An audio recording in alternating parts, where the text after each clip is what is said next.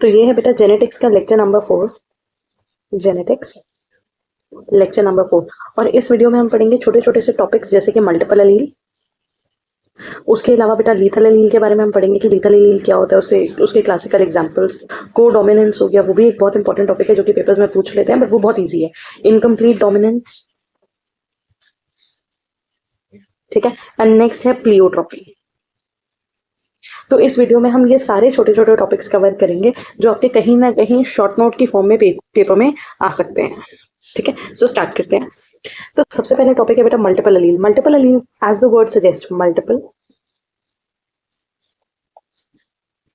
अलील। Generally क्या होता है, जब भी हमने जैसे सपोज हमने मोनोहाइब्रिड क्रॉस पढ़ा था, ठीक है। प्लांट्स के अंदर जो हमने मोनोहाइब्रिड क्रॉस पढ़ा था वो हमने क्या कहा था कि जो टॉल प्लांट्स होते हैं वो या तो कैपिटल टी हो सकते हैं या फिर कैपिटल टी स्मॉल टी हो सकते हैं। इसका मतलब बेटा क्या हुआ कि यहाँ पे दो अलील्स प्रेजेंट है। अलील मतलब जीन के ऑल्टरनेटिव फॉर्म्स, दो अलील प्रेजेंट है, capital T and small T. मतलब एक डोमिनेंट है एक रिसेसिव है, लेकिन ऐसा जरूरी नहीं होता।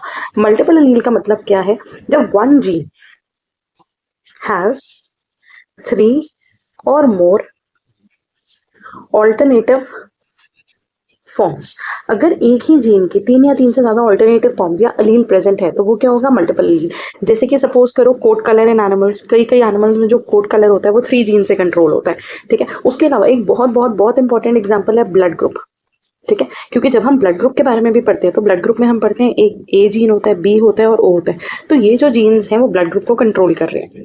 अब यहाँ पे ना दो इंपॉर्टेंट चीजें आपको पता होनी चाहिए कि यहाँ पे कॉज क्या है। मतलब ये जो अलील्स है आए कहाँ से, ये बेसिकली हुआ बेटा म्यूटेशन ऑफ जीन की वजह से।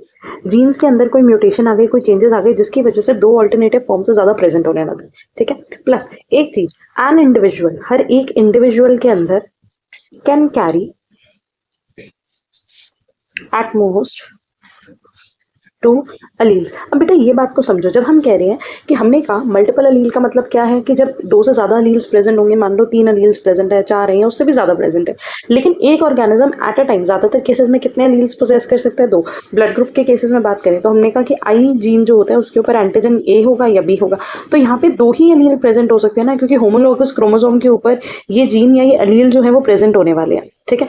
तो यहाँ पे अगर एक है, यहाँ पे एक होगा, अगर वो सिर्फ एक लोकाई पे है, एट वन लोकेशन, ठीक है। अगर मान लो सपोज वो लोग वो अलग अलग लोकाई, कुछ यहाँ पे प्रेजेंट है कुछ यहाँ प्रेजेंट है, तो एक 2 से ज्यादा फॉर्म्स प्रेजेंट हो सकती हैं, लेकिन अदरवाइज एक इंडिविजुअल जो है वो कैरी करता है 2 ही अलील्स को। तो यहाँ से आप देख सकते हो मल्टीपल अलील का मतलब है 3 या उससे ज्यादा ऑल्टरनेटिव फॉर्म्स प्रेजेंट होना सेम लोकस पे। एक पॉपुलेशन में ज्यादा अलील्स हो सकते हैं, लेकिन एक इंडिविजुअल में सिर्फ 2 अलील्स ही प्रेजेंट होंगे फ्रॉम अ पर्टिकुलर जीन, जो दोनों से अपने पेरेंट्स से इनहेरिट हुए होंगे।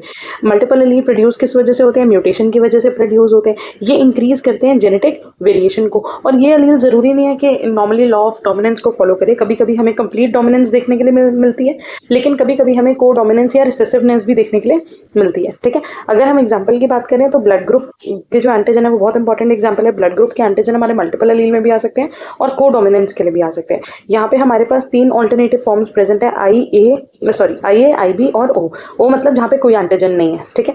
आई ए और आई बी जो होते हैं वो को डोमिनेंट होते हैं, और हम कह सकते हैं कि ओ जो है वो रिसेसिव है। बट एक्चुअली रिसेसिव का मतलब यहाँ पे ये होता है कि ओ जीन जो है ना वो कुछ एक्सप्रेस नहीं कर रहा, ठीक है। अब नेक्स्ट बेटा हमारे पास आ जाता है लीथल अलील। लीथल अलील का मतलब क्या होता है, लीथल इज लाइक दिस, ठीक है। लीथल अलील का मतलब क्या होता है, वो अलील जो हमारे लिए डेडली है या वो अलील जो हमारे लिए फेटल है।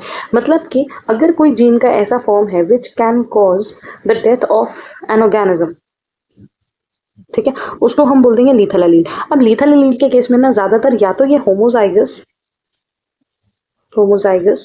डोमिनेंट कंडीशन में प्रेजेंट होंगे तो ही वो लिथैलिटी शो करेंगे, या फिर होमोजाइगस रिसेसिव कंडीशन में प्रेजेंट होंगे, होमोजाइगस रिसेसिव कंडीशन, तभी वो अपनी लिथैलिटी शो करेंगे। जैसे कि कोट कलर एंड माउस, तो अगर वो capital Y there is an experiment जहाँ पे माउस के अंदर देखा गया कि अगर वो होमोजाइगस डोमिनेंट है फॉर येलो कोट कलर तो वो जो अलील होता है वो उसके लिए लीथल हो जाता है, ठीक है।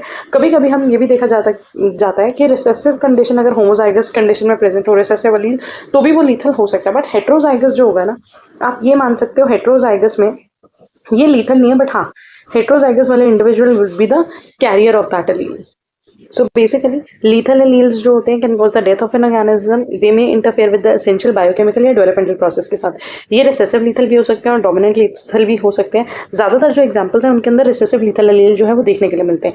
और lethal allele की वजह से जो मेंडल का रेशियो था, phenotypic ratio, जो उन्होंने कहा था कि रेशियो 3:1 आता है, लेकिन lethal allele की वजह से वो रेशियो भी चेंज हो जाता है, 3:1 नहीं आता. अब इसका एक बहुत ही क्लासिकल एग्जांपल है बेटा कोट कलर इन माइस. तो माइस का जब कोट कलर स्टडी करा गया तो वहाँ पे एक एलील था कैपिटल वाई. तो बेसिकली कैपिटल वाई जो है वो येलो कलर को डिनोट कर रहा है और स्मॉल वाई जो है वो नॉर्मल ब्लैक या गाउटी टाइप को कोट कर रहा है. ठीक है. अब मेंडल ने क्रॉस करा येलो कलर और ब्लैक कलर या गाउटी कलर को. तो जब उन्हें हेट्रोजाइगस कंडीशन मिली तो वो ठीक था. जब उन्होंने हेट्रोजाइगस वालों को आपस में क्रॉस करवाया तो हेट्रोजाइगस वालों को क्रॉस करवाने की वजह से उन्होंने देखा कि अगर मेंडल का रेशियो फॉलो होता, ठीक है, तो ये रेशियो होना चाहिए था 3:1. 3 इंडिविजुअल जो होते हैं वो होने चाहिए थे येलो और एक इंडिविजुअल जो है, एक माउस जो है वो होना चाहिए था अगाउटी. लेकिन उनके पास बार बार रिजल्ट आ रहा था 2:1, मतलब 2 इंडिविजुअल जो थे वो थे येलो और एक अगाउटी. क्यों? लेटर ऑन बाद में जब फर्दर साइंटिस्ट ने इस एक्सपेरिमेंट्स को कंटिन्यू करा then they came to know कि जो होमोजाइगस डोमिनेंट कंडीशन में है वो जो माउस है वो एग्जिस्ट नहीं कर रहा. They are not observed among the living offsprings. ठीक है. तो इसलिए उनका रेशियो जो था वो क्या आ रहा था, 2:1 आ रहा था. तो लीथल एलील इंपॉर्टेंट होते हैं जेनेटिक डिजीजेस को पढ़ने के लिए, जीन फंक्शन को स्टडी करने के लिए. मेंडेलियन रेशियो में जब भी डेविएशंस आते हैं वहाँ पे भी लीथल एलील का एग्जिस्टेंस जो होता है वो थोड़ा प्रोमिनेंट हो सकता है. सो बेसिकली एग्जांपल बहुत जरूरी है. तो एग्जांपल आपको याद रखना है कि जब उन्होंने 2 येलो माइस को क्रॉस करवाया, ऑब्वियसली हेट्रोजाइगस, क्योंकि होमोजाइगस माउस तो एग्जिस्ट ही नहीं करते ना जो येलो कलर के लिए होमोजाइगस जीन कैरी करते हो. तब उन्होंने देखा कि जो कैपिटल वाई वाले थे वो एग्जिस्ट नहीं करे, they die because homozygous dominant में जो येलो जीन है वो लीथल है. ठीक है. नेक्स्ट टॉपिक हमारा है बेटा कोडोमिनेंस. कोडोमिनेंस का मतलब होता है कि जब both the alleles are equally expressed. अगर डोमिनेंट रिसेसिव नहीं हो रहा है, यहाँ पे एक ए एलील और एक बी और दोनों ही एक्सप्रेस हो रहे हैं, तो वो क्या हो जाएगा, कोडोमिनेंस. ये हमें सबसे ज्यादा कहाँ पे देखने के लिए मिलता है, ब्लड ग्रुप में. चाहे आप एबीओ ब्लड ग्रुप पढ़ लो, चाहे आप MN system of blood group पढ़ लो, तो ब्लड ग्रुप के अंदर हमें कोडोमिनेंस देखने के लिए मिलता है. So coming to the notes, codominance जो है वो एक टाइप ऑफ इनहेरिटेंस है जहाँ पे दोनों एलील्स ऑफ द जीन्स जो है वो एक्सप्रेस होते हैं इक्वली और independently. Neither allele suppresses the expression of the other, मतलब दोनों में से कोई भी रिसेसिव नहीं है, ना कोई डोमिनेंट है जो दूसरे को सप्रेस कर रहा हो. Heterozygous therefore show both parental characteristic. Codominance जो होता है वो इनकम्प्लीट डोमिनेंस से डिफरेंट होता है. अभी बेटा हम इनकम्प्लीट डोमिनेंस पढ़ेंगे, बट हिंट के लिए बता देती हूँ, शायद आपने मिराबिलिस जलापा का वो एक क्रॉस के बारे में सुना होगा कि जब रेड फ्लावर और व्हाइट फ्लावर को क्रॉस करा था तो जो फर्स्ट F1 जनरेशन में थी उन्हें पिंक फ्लावर्स मिले थे. Now that is not codominance, that is incomplete dominance. ठीक है. तो याद रखना है कोडोमिनेंस जो होता है वो इनकम्प्लीट डोमिनेंस नहीं होता क्योंकि यहाँ पे ब्लेंडिंग ऑफ ट्रेट नहीं हो रहा. ठीक है. दोनों ही इक्वली एक्सप्रेस हो रहे हैं. फॉर एग्जांपल अगर ब्लड ग्रुप में एक जीन के ऊपर ए एंटीजन है और दूसरे के ऊपर बी है तो दोनों ही एक्सप्रेस होंगे और वहाँ पे ब्लड ग्रुप हो जाएगा ए बी, इसलिए ये कोडोमिनेंट है. ठीक है. उसका दूसरा एग्जाम्पल है रुआन कैटल. रुआन कैटल के अंदर क्या, फॉर एग्जाम्पल अगर रेड हेयर कैटल और व्हाइट हेयर कैटल को क्रॉस करवाया जाए, ब्रीड करवाया जाए, तो जो फर्स्ट जनरेशन मिलेगी प्योर, अगर हमने pure red and pure white cattle लिया और उनको ब्रीड करवाया तो जो हमें उनकी जनरेशन ऑफस्प्रिंग मिलेंगे उसमें दोनों रेड एंड व्हाइट हेयर्स देखने के लिए मिलेंगे. दोनों कलर्स के हेयर साइमल्टेनियसली एग्जिस्ट कर रहे हैं, इसीलिए ये किसका फीचर हो गया, कोडोमिनेंस का. तो याद रखना both the alleles are express, no blending takes place, heterozygous phenotype contain characteristics of both the alleles. और सबसे इंपॉर्टेंट एग्जांपल है हमारा एबीओ ब्लड ग्रुप सिस्टम. अब जब हम कोडोमिनेंस पढ़ रहे हैं तो साथ में ही हमारे लिए बहुत जरूरी है कि हम इनकम्प्लीट डोमिनेंस को भी समझें. इनकम्प्लीट डोमिनेंस, बेटा दोनों चीजों को याद रखने के लिए पहली चीज आपको ये पता होनी चाहिए कि कोडोमिनेंस और इनकम्प्लीट डोमिनेंस एक कॉन्सेप्ट नहीं है, अलग अलग है. दूसरा, कोडोमिनेंस में हमने बोला था कि अगर सपोज करो ब्लड ग्रुप इस टाइप का है तो ए और बी दोनों एक्सप्रेस हो रहे हैं और ये ब्लड ग्रुप बन रहा है ए बी, तो मतलब यहाँ पे दोनों जीन्स इक्वली एक्सप्रेस हो रहे हैं, इसलिए ये हो गया कोडोमिनेंस. इनकम्प्लीट डोमिनेंस के अंदर क्या होता है बेटा, both the genes are not completely expressed. दोनों ही जीन्स कंप्लीटली एक्सप्रेस नहीं हो रहे, दोनों ही जीन्स कंप्लीटली डोमिनेंट नहीं है. तो इसलिए हम यहाँ पे ये भी बोल सकते हैं कि इट लुक्स लाइक कि ब्लेंडिंग ऑफ कैरेक्टर्स या blending of traits takes place. ठीक है. तो इनकम्प्लीट डोमिनेंस के अंदर हमें लगेगा ब्लेंडिंग ऑफ कैरेक्टर्स हो रहे हैं क्योंकि दोनों में से कोई भी जीन कंप्लीटली डोमिनेंट नहीं है, दोनों में से कोई भी कंप्लीटली एक्सप्रेस नहीं हो रहा, दोनों में ही इनकम्प्लीट एक्सप्रेशन नजर आ रहे हैं. सो इनकम्प्लीट डोमिनेंट अगर when neither allele is completely dominant over the other, जिसकी वजह से जो फिनोटाइप होगा, जो फिजिकल अपीयरेंस होगी वो इंटरमीडिएट होगी. इसी को हम पार्शियल डोमिनेंस भी बोल सकते हैं. Heterozygous phenotype is different from homozygous phenotype. अब यहाँ पे याद रखना, अगर सपोज करो हमारे पास एक रेड फ्लावर है और एक वाइट फ्लावर है, हमने इसको क्रॉस करवाया, हमें मिला कैपिटल आर स्मॉल आर। ये क्या था? पिंक कलर का फ्लावर था। हमने फर्दर इसको फिर से सेल्फिंग करवाई, जैसे मेंडल के एक्सपेरिमेंट में जनरली करते हैं कि कैपिटल आर स्मॉल आर और कैपिटल आर स्मॉल आर को क्रॉस करवाया। अब हमें क्या मिलेगा? Capital R capital R capital R small R capital R small R small R small R. ठीक है, तो यहाँ पे आपको याद रखना है कि जो ट्रेट्स हैं वो ब्लेंड तो हो रहे हैं, लेकिन अब जो हेट्रोजाइगस का और होमोजाइगस का फिनोटाइप है वो अलग है। क्यों अलग है? क्योंकि अगर आप यहाँ पे देखो कैपिटल आर क्या होगा बेटा? वो तो रेड होगा। कैपिटल आर स्मॉल आर क्या है? पिंक। और स्मॉल आर क्या है? वाइट। लेकिन अगर जब तक ऐसा नहीं हो रहा था, इनकम्प्लीट डोमिनेंस नहीं हो रहा था, तो पी प्लांट में हमने क्या देखा था? कैपिटल टी स्मॉल टी और कैपिटल टी दोनों ही क्या थे? टॉल प्लांट को रिप्रेजेंट कर रहे थे, सेम फिनोटाइप। लेकिन यहाँ पे होमोजाइगस का और हेट्रोजाइगस का दोनों कंडीशन में जो फिनोटाइप होगा वो अलग होगा। दो the alleles themselves remain separate, लेकिन ब्लेंडिंग जो है वो हमें फिनोटाइप में देखने के लिए मिलेगी। तो ये जो एग्जाम्पल था ये बेटा था हमारा मिराबिलिस जलापा का। ठीक है, जिसके अंदर हमने रेड फ्लावर व्हाइट फ्लावर जब लिए तो हमें फर्स्ट जनरेशन के अंदर क्या मिलते हैं? पिंक फ्लावर्स मिलते हैं, सारे पिंक फ्लावर्स होते हैं, जिसको उन्होंने ब्लेंडिंग ऑफ करेक्टर बोला। और बाद में भी जो हमें रेशियो मिलता है वो क्या मिलता है? 1:2:1। मतलब यहाँ पे जो जीनोटिपिक रेशियो और जो फिनोटिपिक रेशियो होता है वो दोनों ही सेम होते हैं। ठीक है, और सेम चीज हमें फ्लावर कलर के आप मिराबिलिस जलापा में भी देख सकते हो, या फिर एक और प्लांट है स्नैपड्रैगन। ठीक है, स्नैपड्रैगन के अंदर भी हमें इनकम्प्लीट डोमिनेंस ही देखने के लिए मिलती है उसके फ्लावर कलर के रिगार्डिंग। सो बेसिकली अगर हम देखें इन कंप्लीट डोमिनेंस में जो टिपिकल रेशियो होता है वो 3:1 होता है। इनकम्प्लीट डोमिनेंस में फिनोटिपिक रेशियो या जीनोटिपिक रेशियो दोनों ही क्या होंगे बेटा? 1:2:1। तो यहाँ पे एक चीज हमें और डिस्कस करनी है, क्योंकि हमें पता है कि को डोमिनेंस और इनकम्प्लीट डोमिनेंस सेम नहीं होते। को डोमिनेंस में both the alleles are express, incomplete में neither is express completely, both parental traits appear, लेकिन यहाँ पे इंटरमीडिएट फिनोटिपिक ट्रेट हमें देखने के लिए मिलता है। Example AB blood group, example pink flowers and mirabilis जलापा। अब जो सबसे लास्ट टॉपिक है हमारा वो है बेटा प्लियोट्रोपी। प्लियोट्रोपी का मतलब क्या होता है? One gene produces multiple effects. अगर एक ही जीन मल्टीपल इफेक्ट्स प्रोड्यूस करे, देखो इसको कंफ्यूज मत करना मल्टीपल अलील के साथ। मल्टीपल अलील में हमने क्या बोला था? एक जीन के 2 से ज्यादा अलील्स होते हैं, लेकिन यहाँ पे हम क्या बोल रहे हैं?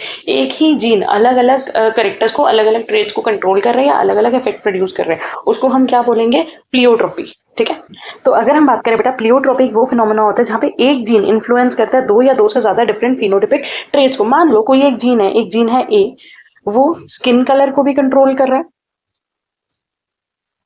ठीक है, और आई पिगमेंट को भी कंट्रोल कर रहा है, आई पिगमेंट को भी कंट्रोल कर रहा है। ठीक है, ये मान लो कोई एक जीन है जो आई कलर को भी कंट्रोल कर रहा है और किसी हार्मोन की प्रोडक्शन को भी कंट्रोल कर रहा है। तो मतलब एक ही जीन जब डिफरेंट इफेक्ट्स प्रोड्यूस कर रहा है उसको बोलेंगे प्लियोट्रोपिक जीन। ठीक है, इस टाइप के जीन को बोलते हैं pleiotropic gene. Mutation in single gene produces multiple effect in an organism. तो मतलब कि अगर इस जीन में कोई म्यूटेशन हुआ तो जो इफेक्ट्स होंगे वो मल्टीपल होंगे। मान लो इस ए जीन के अंदर म्यूटेशन हुआ, चेंज आया, तो बेटा ये जो स्किन कलर है इसमें भी हमें चेंजेस देखने के लिए मिलेंगे, और जो आई पिगमेंट का कलर है उसमें भी हमें चेंजेस देखने के लिए मिलेंगे। This happen because the protein और biochemical pathway controlled by the gene में पार्टिसिपेट इन सेवरल प्रोसेसेस। मतलब कि वो बस इतना ही कह रहे हैं कि अगर एक जीन के अंदर कोई चेंज आया तो उस जीन से कंट्रोल होने वाले जितने भी फिनोटाइपिक ट्रेट्स है वो सारे इफेक्ट होंगे। ठीक है, इसके एग्जांपल्स की बात करें तो इसका पहला एग्जांपल है बेटा फिनाइल कीटोनूरिया। उसके अलावा sickle cell disease. Phenylketonuria में क्या होता है? एक जीन होता है that is PAH gene, that means phenylalanine hydroxylase. इस एंजाइम को प्रोड्यूस करने वाला एक जीन है दैट इज PAH जीन। ये जो एंजाइम है फिनाइल एलानिन हाइड्रोक्सिलेज, ये अमीनो एसिड फिनाइल एलानिन के मेटाबॉलिज्म के लिए यूज होता है। मतलब कि PAH gene is involve in the metabolism of amino acid phenylalanine, क्योंकि enzyme amino acid phenylalanine को ब्रेक डाउन करने के लिए एंजाइम की जरूरत है PAH, that means phenylalanine hydroxylase. इस एंजाइम को जो जीन कंट्रोल कर रहा है उस जीन का नाम क्या है? PAH gene. ठीक है, when the enzyme is deficient, अगर ये एंजाइम प्रॉपर अमाउंट में प्रोड्यूस नहीं हो रहा तो phenyl alanine and related substances can accumulate. तब क्या होगा? ये जो अमीनो एसिड है ये एक्यूमुलेट हो जाएगा क्योंकि ये ब्रेक डाउन नहीं हो रहा। If untreated this can affect several aspects of development, mainly the nervous system.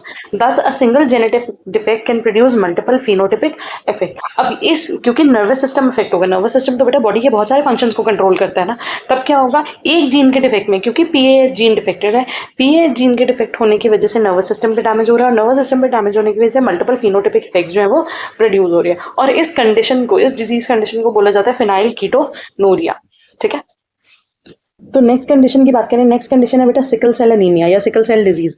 Sickle cell disease के अंदर क्या होता है? जो हमारी बॉडी का हीमोग्लोबिन है ना, नॉर्मली हीमोग्लोबिन A होता है, ठीक है। लेकिन कभी कभी वो हीमोग्लोबिन ए ना होके वहाँ पे हीमोग्लोबिन एस आ जाता है, ठीक है। अगर ये हीमोग्लोबिन एस आया तो ये हमारे हीमोग्लोबिन की सिकलिंग कॉज करेगा। सिकलिंग क्या होता है बेटा? सिकल अगर आप देखो तो सिकल एक इस तरीके का डिवाइस होता है जो क्रॉपिंग या फार्मिंग के लिए यूज होता है। तो ये जो शेप है ना, इसको हम बोल रहे हैं सिकल। क्या होगा अगर हीमोग्लोबिन एस प्रेजेंट होगा तो हमारे आरबीसी भी ना कुछ ऐसे सिकल करने लग जाएंगे, सिकलिंग शेप शो करने लग जाएंगे। तो sickle cell disease results from the mutation affecting the beta globulin component of haemoglobin. Haemoglobin के अगर जो बीटा ग्लोबुलिन चेन थी उसके अंदर म्यूटेशन आएंगे, चेंजेस आएंगे, तो वो बन जाएगा HbS। The altered hemoglobin can cause red blood cells to become sickle shape under certain condition. Certain conditions कौन सी होती है? लो ऑक्सीजन। जब भी ऑक्सीजन लो होती है, हाइपोक्सिया की कंडीशन में जो हीमोग्लोबिन है वो एक शेप अज्यूम कर लेगा, दैट इज सिकल शेप, जिसकी वजह से अलग अलग इफेक्ट हो सकते हैं, जैसे कि anaemia, pain episodes, reduce oxygen delivery, और उसकी वजह से ऑर्गन्स में डैमेज। क्योंकि बेटा क्या होगा, ये जो सिकल सेल एनीमिया होता है, सिकल सेल हीमोग्लोबिन होता है ना, या सिकल सेल आरबीसी होता है, ये ज्यादा ऑक्सीजन को डिलीवर नहीं कर सकता, तो ऑक्सीजन की डिलीवरी डिले होती है, जिसकी वजह से फटीग, लेथार्जीनेस और बहुत सारी कंडीशंस डेवलप हो सकती हैं। अपार्ट फ्रॉम दैट, ये आरबीसीज के अंदर ब्लॉकेज, ऐसे आरबीसीज ब्लड वेसल्स के अंदर ब्लॉकेज क्रिएट कर सकते हैं, ठीक है। तो इसीलिए बल्कि आगे जाके आप डिफरेंट उसमें पढ़ोगे कि अगर हीमोग्लोबिन सिकल सेल एनीमिया वाला होमोजाइगस कंडीशन में प्रेजेंट होगा तो ये लीथल हो सकता है। यस, इसको भी हम लीथल एलील में स्टडी कर सकते हैं। हमने माउस का जो कोड कलर पढ़ा था अभी लीथल एलील में, तो वहाँ पे हमने देखा था कि डोमिनेंट होमोजाइगस डोमिनेंट लीथल है, लेकिन यहाँ पे होमोजाइगस सिकलिंग जो होगी वो भी क्या होगी? It is a type of lethal condition, ठीक है।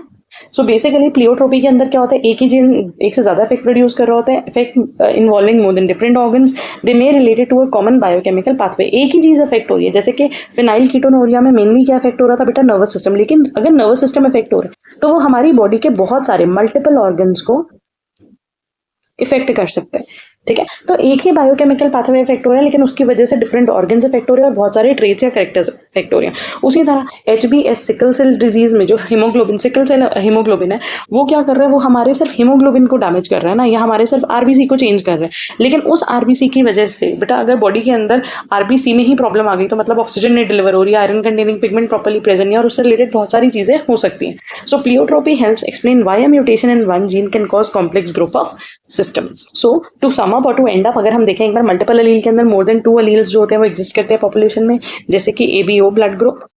लीथल एलील का मतलब डेडली, फेटल, जो इट कैन कॉज डेथ, जैसे कि येलो माइस की। कोडोमिनेंस में दोनों एलील्स फुली एक्सप्रेस्ड होते हैं, जैसे ABO ब्लड ग्रुप, इसको ABO लिखना, ठीक है।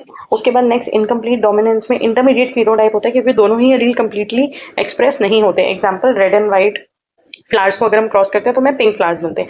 प्लियोट्रोपी जहाँ पे वन जीन जो है वो अफेक्ट करता है मल्टीपल ट्रेट्स को, जैसे कि सिकल सेल एनीमिया में या फिनाइल कीटोनूरिया में, ठीक है। और ये भी आपको ब्रीफ डिस्क्रिप्शन दिए हुए हैं ताकि आपको लर्न करना आ सके, और आप अगर इजीली डेफिनेशंस अगर आप समझ गए तो आप डेफिनेशन फ्रेम कर सकते हो, बट एग्जांपल्स आपको लर्न करने पड़ेंगे। और इन ये शॉर्ट जो टर्म्स है, इनमें यही 2 चीजें आपको मेन पता होनी चाहिए, इनके डेफिनेशन और इनके एग्जांपल्स। तो होप आपको ये वीडियो यूजफुल लगी होगी। Thank you for watching and all the best.